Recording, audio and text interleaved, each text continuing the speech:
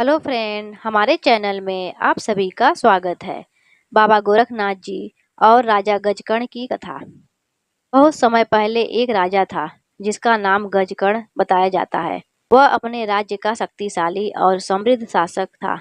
राजमहल में वैभव, धन और भोग विलास की कोई कमी नहीं थी, परंतु राजा अत्यधिक भोगों में डूबा रहता था।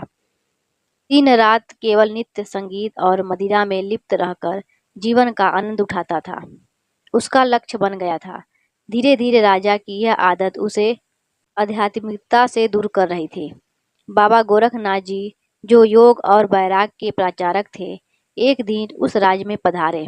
जब उन्होंने देखा कि राजा गजकर्ण संसारिक मोह और विलासिता में डूबा हुआ है, तो उन्होंने निश्चय किया कि उसे सच्चे जीवन का मार्ग दिखाना चाहिए।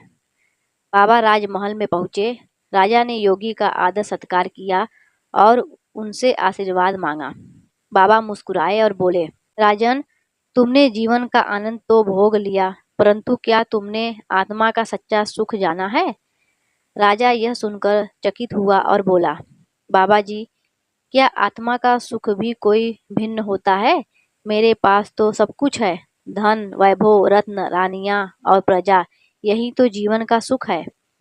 बाबा गोरखनाथ जी ने गंभीर स्वर में कहा, नहीं राजन, यह सब नश्वर है। धन, रानियां और वैभव तुम्हारे साथ नहीं रहेंगे।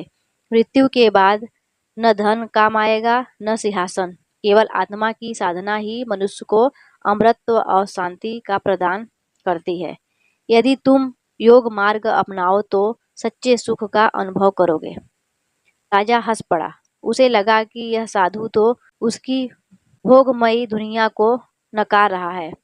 उसने सोचा कि योगी की बातों में शायद केवल दर्शन है, वास्तविकता नहीं।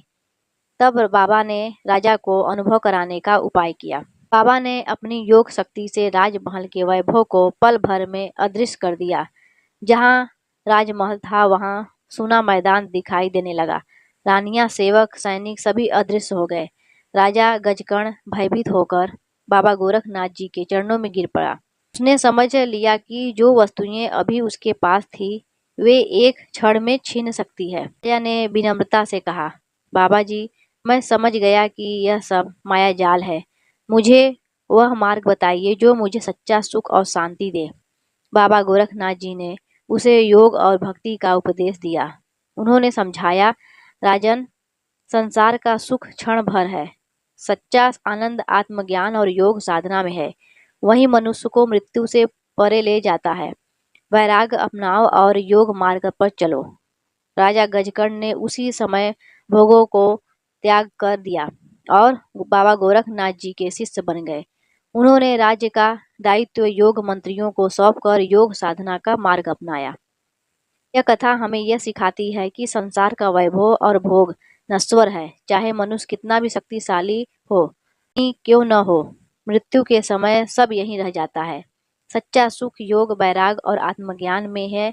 बाबा गोरखनाथ जी की शिक्षाएं मनुष्य को मोह माया से निकालकर आत्मा के सत्य की ओर ले जाती है।